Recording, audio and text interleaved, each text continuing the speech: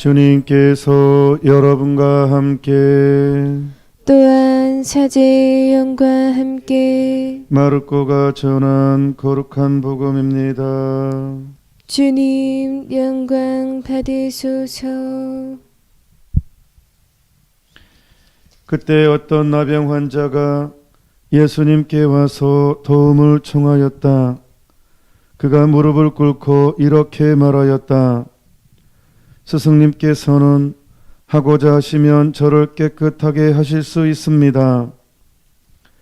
예수님께서 가엾은 마음이 드셔서 손을 내밀어 그에게 대시며 말씀하셨다. 내가 하고자 하니 깨끗하게 되어라. 그러자 바로 나병이 가시고 그가 깨끗하게 되었다. 예수님께서는 그를 곧 돌려보내시며 단단히 이르셨다. 그에게 이렇게 말씀하셨다. 누구에게도 아무 말도 하지 않도록 조심하여라. 다만 사제에게 가서 내 몸을 보이고 내가 깨끗해진 것과 관련하여 모세가 명령한 예물을 바쳐 그들에게 증거가 되게 하여라. 그러나 그는 떠나가서 이 이야기를 널리 알리고 퍼뜨리기 시작하였다. 그리하여 예수님께서는 더 이상 드러나게 거울로 들어가지 못하시고 바깥 외딴 곳에 머무르셨다. 그래도 사람들은 사방에서 그분께 모여들었다. 주님의 말씀입니다. 그리스도님 찬미합니다. 여러분들의 얼굴은 어떤 얼굴입니까? 얼굴, 얼의 굴, 녹, 혼이라는 뜻이고 굴, 통로라는 뜻입니다. 얼굴은 내 얼에, 내 마음에, 내 상태의 통로입니다. 그래서 내가 기분이 좋으면 이 얼굴이 밝게 있고, 기분이 안 좋으면 굳어져 있고, 상처가 많으면 우울해져 있고, 자신감이 없으면 또 자신감이 없는 얼굴이고, 자신감이 있으면 자신감이 있는 얼굴이고, 그런데 나는 어떤 얼굴인지, 내가 묻고 싶은 것은 내 얼굴은 완고한 얼굴인지, 부드러운 얼굴인지, 화가 많은 얼굴인지, 욕심이 많은 얼굴인지. 나이 40이 넘으면 자기 얼굴에 책임을 지라고 했잖아요. 저도 이제 말은 못하지만 사람 만나면 얼굴을 딱 보는 순간 속으로 아따 이 사람 욕심 진짜 많게 생겼다 그런 느낌이 있을 때가 있어요. 말하면 또 죽죠 저는. 그러니까 근데 그런 얼굴이 있어요. 그 숨길 수 없는 것 같아요. 자기 얼굴은 숨길 수가 없는 것 같아요. 그러면 진짜 저 사람 정말 이렇게 굉장히 완고할 것 같다. 저 사람은 굉장히 그래서 좀 이렇게. 여러분들은 어떤 얼굴을 사람들한테 풍긴다고 생각하십니까? 특히 신앙생활하는 사람들이 진짜로 조심해야 될 게 완고한 얼굴입니다. 나는 완고한 사람인가? 오늘 일독서에 보면 형제 여러분 가운데는 믿지 않는 악한 마음을 품고서 살아계신 하느님을 저버리는 사람이 없도록 조심하십시오. 오늘이라는 말이 들리는 한 여러분은 날마다 서로 격려하여 죄의 속임수에 넘어가 완고해지는 사람이 없도록 하십시오. 죄의 속임수에 넘어가 완고해지는 사람이 하나도 없도록 하십시오. 여기서 죄의 속임수가 뭘까요?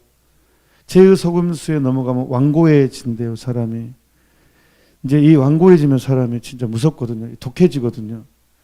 완고하다는 것은 무슨 뜻이냐면 오늘 예수님이 왜 나병 환자를 치유시켜주고 제발 단단히 이르셨다고 나와요. 인간은 청개구리 같으니까 일부러 그냥 이렇게 말하면 더 소문낼까 봐 그렇게 말씀하셨을까요? 아닙니다. 예수님이 이 나병 환자에 손을 대요. 당시 율법에는 나병 환자에 손대면 안 되거든요. 근데 이제 그 마음이 완고한 사람들은 그 나병 환자가 치유된 것을 바라보지 않고 예수님이 법을 어긴 것에 집중할 거예요. 그게 완고한 마음이에요. 좋은 것을 좋은 거로 보지 않고 율법학자와 바리새파 사람들은 이제 그것 때문에 예수님을 더 죽이려고 달려든단 말이에요. 법을 어겼다. 손을 대서는 안 되는데 손을 댔다. 율법에 부정한 게 손대지 말아 했고, 더군다나 나병 환자의 손을 대면 안 됐다거든, 당시 율법에. 그러니까 예수님이 손댔단 말이에요. 그거에 집중할 거예요. 이제 법을 어겼다. 이렇게 찌르고 이렇게. 그러니까 예수님이 그 악한 마음을 본다는 것은 너무 괴로운 일인 것 같아요. 어떤 사람이 악한 마음을 바라본다는 것은 선하신 하나님한테 더 큰 충격이고 더 큰 상처고, 이게 정말 정말 큰 것 같아요. 이 악한 마음을 예수님은 보시니까 당신도 이게 너무 고통스러웠던 것 같아요. 그리고 또 돌아다니지 못하게 되고, 이제 예수님을 더 이제 박해하고 더 사람들이 이제 인기가 있다고 느껴지니까 이제 악한 완고한 사람들은, 특히 율법학자 바리새파 사람들은 이 권력이 돼버렸기 때문에, 이게 권력이 되면 안 되는데 이 종교 지도자는 권력이 되면 안 되거든요. 그러면 이제 좋은 것을 보고도 좋은 거를 못 누려요. 오히려 더 찌르고 그렇게 되는 거죠. 그래서 죄의 속임수에 넘어가 완고한 사람이 하나도 없도록 하십시오. 나는 완고한 사람인가? 그래서 신학을 공부하면 신앙을 잃어버리고, 철학을 공부하면 이성을 잃어버리고, 윤리학을 공부하면 양심을 잃어버린다는 속담이 있는 거예요. 완고해지는 거예요. 죄의 속임수에 넘어가면 완고해지지 말라고 하는 것은 인간의 교만을 이제 말하는 건데, 일단 여기서 죄의 속임수가 뭐냐면요, 죄는 죄거든요. 죄는 하느님을 거스르게 하는 게 대항하는 거거든요. 근데 죄의 속임수라는 것은 괜찮아. 최초의 창세기에 사탄이 아담과 하와에게 속일 때 괜찮아. 이거 먹으면 네가 똑똑해질까 봐서 반드시 죽는다고 했는데, 아니다, 그거 아니다. 괜찮다. 이거 먹어도 괜찮다. 괜찮다라고 하는 거예요. 이거 먹어도 괜찮다. 이게 죄의 속임수예요. 그러니까 죄를 지어놓고도 괜찮아. 이 정도는 괜찮아. 그러니까 작은 죄가 쌓여서 큰 죄를 짓거든요. 사람은 절대로 처음부터 중죄를 짓지 않아요. 그럴 수 없어요. 작은 죄의 마음이 열리고 그게 길들어지면서 중죄를 짓게 되는 거예요. 원래 죄의 길이 그래요. 근데 작은 죄 지을 때, 이 정도는 괜찮아. 다들 이렇게 살아. 이렇게 괜찮아. 다들 이렇게 살아. 합리화하게 만드는 거예요. 그리고 이제 하느님 사랑 갖다 붙여. 하느님 사랑이니까 이 정도는 괜찮아. 하느님이 째째한 분이 아니야. 대자 대비하신 분이야. 물론 맞아요. 하느님은 대자 대비하신 분 맞아요. 그런데 그거를 이제 합리화하게 만드는 거예요. 이게 속임수예요. 죄의 속임수. 째째한 분이 아니셔. 이 정도는 괜찮아. 해가지고 죄에 대해서 길들여지게 만드는, 괜찮은 것처럼 느끼게 만드는 거. 죄를 짓고도 죄가 아닌 것처럼 그냥 괜찮다게 생각하는 것. 아담과 하와한테 사탄이 괜찮아 이 말이 괜찮아, 이 정도는 네가 똑똑해질까 봐서 그런 거야. 너 죽지 않아. 이거 반드시 이제 쫓겨나거든요. 근데 또 괜찮아, 너 죽지 않아라고 말해주는 거. 지금 시대 다 그러지 않아요. 지금 다 죄의 속임수죠. 이 정도는 괜찮아. 이 정도는 괜찮아. 십계명은 몰라. 무서우니까. 너무 부담스러워. 지키기 힘들어. 처음부터 백기 들어버렸어. 그러니까 아야 십계명 공부도 하지도 않아요. 율법주의로 취급해버리고, 십계명 강조하면 율법주의자 낙인 찍어버리고, 말도 안 되는, 이게 죄의 속임수예요. 이게 십계명 공부도 못하게 만들고, 지옥 얘기하면 왜 하느님 무선분으로 부각시키냐고 이렇게 이게 죄의 속임수. 아니, 그러면 예수님이 얼마나 지옥 얘기 많이 했는데 예수님은 잘못됐어요. 아마 잘못됐다 할 거예요. 예수님이 또 말을 좀 이렇게 함부로 하셨다, 이렇게 또 난도질할 겁니다. 이게 죄의 속임수예요. 그러면 완고해져요. 사람이 이게 괜찮아 이렇게 하면 사람이 완고해져 가지고 이제는 선한 것을 보도도 찌릅니다. 그게 바로 오늘 복음이에요. 그 내용이. 그러니까 나병 환자는 이 사람이 겪는 비참함이라는 것을 이루 말로 다 할 수 없어요. 이 사람이 겪는 삶의 고통과 아픔은 이루 말로 다 할 수 없어요. 사람이 살면서 가장 고통스러운 게 뭡니까? 버림받은 외로움 아닙니까? 그것도 가장 가까운 사람한테 버림받은 것보다 더 큰 상처가, 더 큰 고통이 세상에 존재하겠습니까? 이것은 버림받은 거예요. 그리고 두 번째는 단죄받아요. 죄인으로 단죄받아요. 특히 이스라엘에서는 더더욱 저 집안에 무슨 죄가 있어서 저런 현상이 나타나라는, 그리고 내 탄생 자체가, 내 존재 자체가 집안의 우환이에요. 내가 모든 죄의 표적이고, 그리고 버림받아요. 가족들로부터도 버림받아야 돼요. 법적으로도 옛날에도 따로 떨어져 살아야 돼요. 가족들로부터도. 예. 그 집안으로부터도 너는 우리 집안의 우환이에요. 존재 자체가 저주덩어리 같아요. 그래서 천형이라고 불렀죠. 천벌받은 병으로. 예. 그렇게 취급됐어요. 그러니 이 사람이 겪고 있는 정신적인 고뇌는 얼마나 크겠습니까?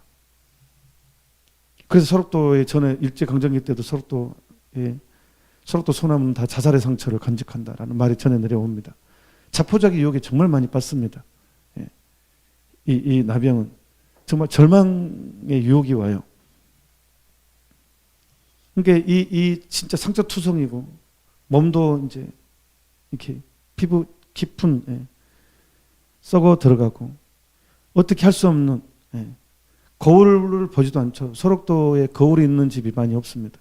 보통 이제 몸이 이제 건강한 사람, 좀 이렇게 딱 된 사람은 거울이 있는데, 좀 몸이, 얼굴이 많이 이렇게 변형이 돼버리면 거울 보는 것 자체가 상처거든요. 거울 안 봅니다. 예. 그리고 장례미사 때도 영정이 있는 것은, 사진이 있는 것은 그나마 괜찮은 것. 근데 많은 영정이 없죠. 내 얼굴에 대한 상처 때문에. 거울도 보기 힘든 것은 얼마나 힘든 일이에요. 사람이 거울도 상처가 되는 것은. 그러니까 예수님은 이 사람한테 손을 대고 너무 안타까워. 예수님의 연민은 이 사람한테 손을 대는 거예요. 예. 근데 당시 율법에는 손을 대면 안 돼요. 이건 십계명이 아니에요. 십계명에 손 대는 말 어디 있어요, 그게. 율법 인간이 만든 거예요. 그러니까 손을 대요. 이 사람이 예수님은 너무 공감을 하기 때문에, 그 사람의 상처와 아픔에, 그리고 이 사람의 용기를 위로해주고 싶었어요. 당시 이 나병 환자가 사람들 앞에 나타나면 돌에 맞아 죽어도 돼요. 돌에 맞아 쳐도 살인죄가 안 돼요. 당연히 나타날 곳에 나타나서는 안 될 곳에 나타났으니까 이 사람 돌에 맞아 죽여야 돼요. 그래서 살인죄가 적용 안 된다니까요. 오히려 율법의 의로움을 증거하는 것이 돼버립니다. 근데 이 사람은 절망하지 않았어요. 정말 희망을 포기하지 않았어요. 깨끗하게 되고 싶었어요. 용기를 가져요. 그러니 예수님이 얼마나 감동을 받겠어요. 예수님 앞에 나타나는 것만으로도 대단한 거예요. 정말 대단한 거예요. 이 사람은 온갖 비난과 조소와 저 사람이 누집 집안이냐 하면서 내 집안까지 다시 난도질할 거예요. 하지만 희망을 포기하지 않았어요. 그래서 예수님이 손을 댑니다. 이 사람한테 손을 댔습니다. 율법에 손 대지 말아야 되는데 손을 댑니다. 근데 이제 마음이 완고한 사람들은 이 사람의 처지를 헤아리지 않습니다. 예수님이 죄를 짓는 것을 지적할 것입니다. 예수님이 율법을 어기는 것을 지적할 것입니다. 그래서 예수님을 죽이자고 달려듭니다. 이제 율법을 어기는 죄인 예수님은 해서는 안 되는 일을 한 이것만 집중합니다. 완고한 마음은 이 사람이 치유되고, 이 사람이 정말 해방되고, 이 사람이 깨끗해진 것을 바라보지 않습니다. 그리고 율법학자 바리새파 사람들은 그 양반이 정말 네 몸에 손을 댔어? 어떻게 됐어? 이거에 집중할 것입니다. 그리고 이제 소문낼 것입니다. 예수님은 율법을 어기는 사람, 교회의 전통을 어기는 사람. 이렇게 이제 또. 그러니까 예수님이 단단히 이르십니다. 너도 상처받고, 이제 예수님 너무 고통스럽고, 이것이 인간의 악함을 본다는 게 얼마나 고통스러운 일입니까? 선 자체이신 분께서. 근데 이 사람이 어떻게 이 기쁨이 주체가 안 되니까 이 사람도 이해를 못하는 것은 아닙니다만 결국은 얘기를 합니다. 더 그냥. 근데 이 사람도 피해를 받아요. 이제 호기심이 대상이 돼요. 이걸 말하지 않고 사제에게만 보였더라면 내 영적인 치유까지 깨달았을 거예요. 예수님은 어떤 치유를 할 때는 단지 육적인 치유만 하진 않아요. 그 사람의 마음까지 헤아려 주시고, 그 마음의 상처와 그걸 보듬어 주시고, 그래서 완벽한 영적인 치유까지. 그러면 이게 치유는 이게 이제 내 삶으로 딱 내려앉고 이거를 이제 더 깊이 있게 봉헌하고 이게 되거든요. 그런데 이제 사람들이 막 달려들어서 묻고 호기심으로 막 하면 이게 이제 붕 떠가지고요. 근데 성찰이 안 돼요. 그럼 다시 또 어떤 유혹이 오면 또 폭 빠져버리고 이리 돼요. 그 혼란함을 피해주기 위해서도 또 예수님이 제발 침묵하라고 얘기한 거예요. 제가 미국에 있을 때 성지순례를 이제 꾸렸습니다. 근데 그때는 제 목표가 그랬어요. 여러 군데를 다니지 말고 한 군데에서 좀 며칠을 집중하자. 온전히 젖어들자. 그래서 많이 안 다녔어요.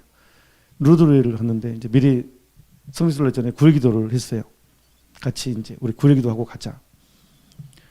근데 한 형제님이 이제 우리가 이제 루드웨이에 이제 몸을 담근 예식이 있었거든요. 성수에 기적수에 이제 저도 이제 담그고 그때 겨울에 되게 차가웠는데 걔도 거기까지 가서 또 춥다고 또 안 담그면 안 되잖아요. 그래서 이제 또 우리가 또 다행히 또 추우면 장점이 있어요. 오래 안 기다려요. 사람들이 많이 없어서. 또 그런 탁월한 장점이 있습니다. 루르드에 가서 이제 다들 기도하고 이제 딱 시키는 대로 다 이제 하는데 근데 몰랐어요. 그리고 이제 돌아가는 길에 하여튼 미국 공항에서 하여튼 엄청 제가 또 이게 제 얼굴이 테러리스트처럼 보였는지 아주 그냥 잡혀가가지고 제가 보안부 끌려가가지고 따로 막 그 검사한테 따로 조용한 데 끌려가가지고 아무도 막 공포스러웠어요. 거기서 막 거의 1시간을 제가 또 잡혀가지고 또 하여튼 그래서 뭐 하여튼 은혜로 뭐 이게 하여튼 좋은 일에는 하여튼 그런 일이 있다는 거예요. 은혜가 크면. 근데 몰랐는데 한 달이 지났는데 한 형제님이 저한테 울면서 전화했어. 눈물을 신분이 울면서 흐느끼면서 놀래가지고 아니 왜요? 미국에 있었던 일입니다. 왜 형제님? 신부님 저 은총 받았습니다. 아니 말씀하세요. 신부님 저 사실은 한 달 동안 숨겼습니다. 저 신부님이랑 그때 이제 같이 성지순례 갔는데 제가 이제 성지를 같이 갔으니까 알죠. 저 치유받았습니다. 그러는 거예요. 근데 너무 기쁘고 너무 두렵고 이게 진짜 긴가민가해서 한 달 동안 침묵했대요. 그날 그 우리 루르드에서 이분이 20년 넘게 심한 피부병을 앓고 있었어요. 하루에 3번씩 약 먹고 바르고 굉장히 고통스러운 피부병을 앓고 있었는데 성지순례 전에 그러기도 하자 할 때 그거 지향을 뒀대요. 내가 루르드에 침수에 담글 때 나 좀 치유시켜달라고.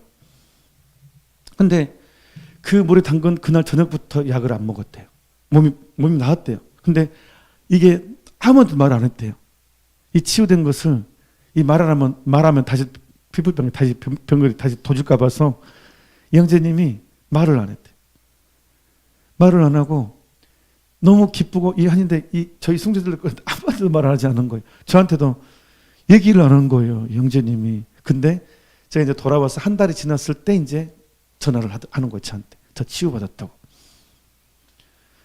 그래서 하나님이 저한테 기적을 주셨다고 하면서 막 감사의 눈물을 흘리시면서 그 형제님이 정말 그 전에도 사실 이분은 되게 제가 이렇게 보면 되게 열심히 하셨고 겸손하셨어요. 열심히 하면서 겸손하기 쉽지 않잖아요. 보통 열심히 한 사람들 보면 겸손이 빠져 있는 경우 되게 많아요. 그러니까 열심히 한 사람은 진짜 많은데 겸손한 사람은 적어요. 보면 본당에. 근데 이분은 열심히 했는데 겸손했어요. 제가 봤을 때는. 아무튼 감격의 눈물을 흘리며 저한테 한 달 후에 전화했어요. 근데 그분이 얼마 전에 돌아가셨는데 돌아가실 때도 정말 사람들한테 깊은 감동을 주고 이 선한 일을 되게 많이 했거든요. 이 사람은 자기를 끝까지 최선을 다했고 정말 겸손하며 선한 일을 하면서 그러니까 이분의 죽음은 많은 사람들한테 이 감동을 줬다는 얘기를 제가 전해드렸어요. 미국에서 전달을 받았거든요. 그래서 많은 사람들이 이분 연도할 때 미사할 때 아주 마음이 따뜻해지고 그런 것 같아요. 하여튼. 그래서 우리한테 믿는 사람한테 죽음이 아니요 새로운 삶으로 올마 가미오니 이 시편의 말씀 있잖아요. 그래서 우리가 완고에 지지 않도록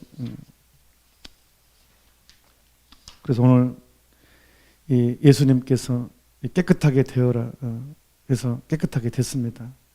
그래서 우리도 역시 마찬가지입니다. 절대로 포기하지 않고 겸손한 마음으로 절대로 여기서 나병이라는 것은 우리 영적으로 가져왔을 때 우리가 정말로 상처투성이고 정말로 죄투성이고 어떤 그런 아픔의 총체, 외롭고 하는 그때 예수님은 내게 손을 대십니다.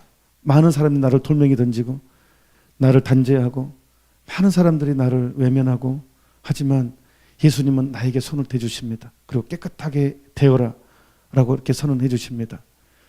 그러니까 우리는 누가 뭐라 해도 많은 사람이 나를 돌멩이 던지고 나를 단죄하고 나에게 상처 주더라도 예수님만큼은 나를 외면하지 않고 나를 단죄하지 않고 나에게 가장 따뜻한 목소리로 가장 따뜻한 눈빛으로 가장 따뜻한 손길로 나에게 다가오신다는 거를 확실하게 믿었으면 좋겠습니다. 그래서 우리는 순수한 사랑, 정말 영적으로 예민한 사람이 꼭 돼야 되겠습니다. 오늘 히브리서로 마무리하겠습니다. 오늘이라는 말이 들리는 한 여러분은 날마다 서로 격려하여 죄의 속임수에 넘어가 완고해지는 사람이 하나도 없도록 하십시오. 우리는 그리스도의 동료가 된 사람들입니다. 처음의 결심을 끝까지 굳건히 지니는 한 그렇습니다. 우리는 그리스도의 동료가 된 세상의 친구라고 예수님을 친구로 동료가 된 사람들이라고 오늘 우리에게 선언해 주십니다. 하느님 찬미 받으소서. 아멘. 아멘. 세상이 갈수록 진짜로 어두워지고 뉴스 보기가 겁납니다. 정말 큰 혼란의 시대인 것 같습니다. 하지만 이럴 때일수록 하느님께서는 더 구체적으로 당신을 드러내 보여주시잖아요. 그러니까 더 용기를 가지시고 오늘 첫 마음을 끝까지 지키라고 했으니까 여러분들의 첫 마음이 흔들리지 않기를, 이 어두운 시대에도 더 강해지기를, 어둠이 짙을수록 새벽은 가까이 오니까 그 섭리를, 법칙을 꼭 간직해서 잘 이겨냈으면 좋겠습니다. 오늘 또 승리하는 하루가 되도록 합시다. 강복드리겠습니다. 주님께서 여러분과 함께 또한 사제의 영과 함께 전능하신 천주 성부와 성자와 성령께서는 이 미사에 함께한 모든 이들에게 강복하소서. 아멘. 미사가 끝났으니 가서 복음을 전합시다. 하느님 감사합니다.